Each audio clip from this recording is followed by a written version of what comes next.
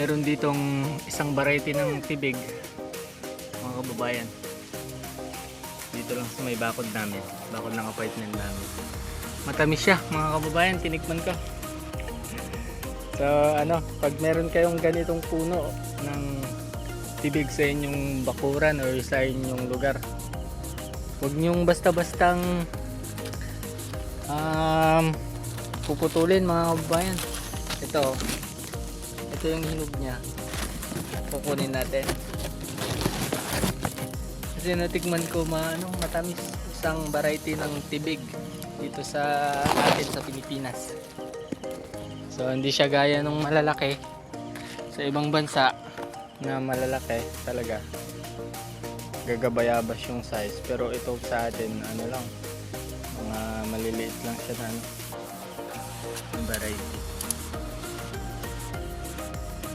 Yan ganyan pag nakasarado pa yung niya.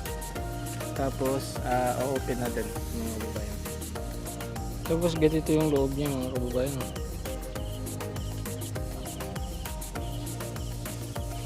Yan, bagong gising lang kami mga kababayan.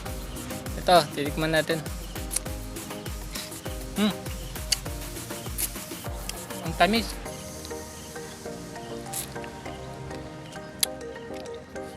Masarap mga kababayan, matamis siya.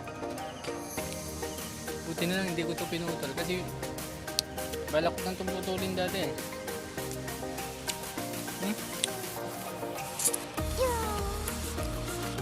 Ang sarap mga kababayan, para siyang sa lateris. Ito kainin natin ito lahat.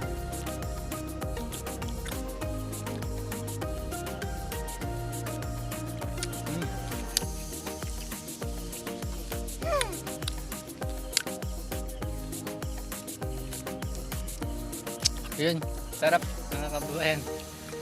May discovery tayo.